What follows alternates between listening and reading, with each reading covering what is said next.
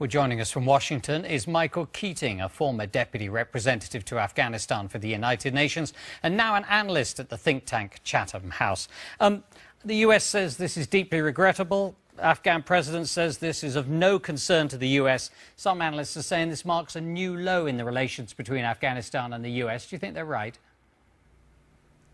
I do. I do think this is symptomatic of a very deteriorated relationship, and I think it's also perhaps an inevitable part of the process whereby lead authority for these issues is transferred from the US and its allies to the Afghans. And yet Mr. Karzai is describing the jail as a Taliban-making factory, turning those with nothing to hide against the Americans, and that is deeply concerning, whatever the truth is behind it. Well, clearly it is very worrisome, and I must say I would have thought that I think an issue here is whether there is sufficient evidence against these individuals that would hold up in an Afghan court of law, and clearly there is a big difference between the Americans and the Afghans in that. It's very significant that the president is reaffirming Afghan sovereignty. I think this incident is symptomatic of a deeper malaise, or a deeper phenomenon whereby the president is determined to show that he is in charge, that Afghan sovereignty is sacrosanct.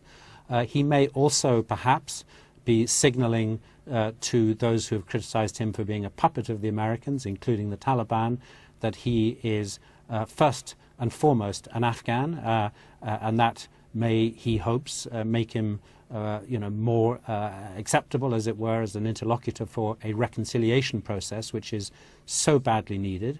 I think the other point is that the Afghans themselves must be very concerned about the release of people if they really are kind of criminals or people responsible for attacks, because the number of Afghan police and soldiers being killed at the moment is extraordinary. We're talking about hundreds a month.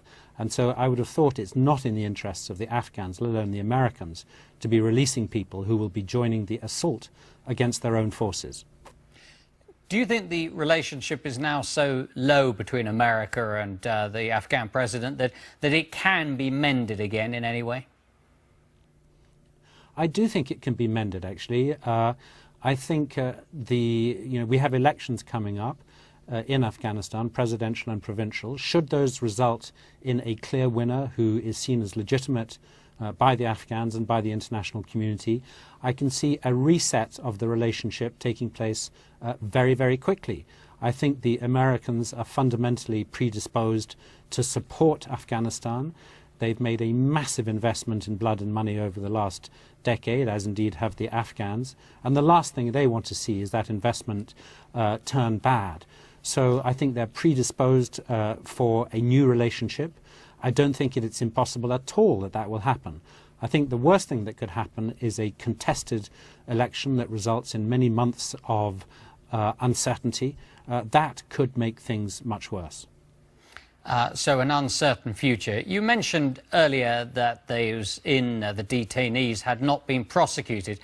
Why do you think that was, and do you think the move to release them has surprised the Americans?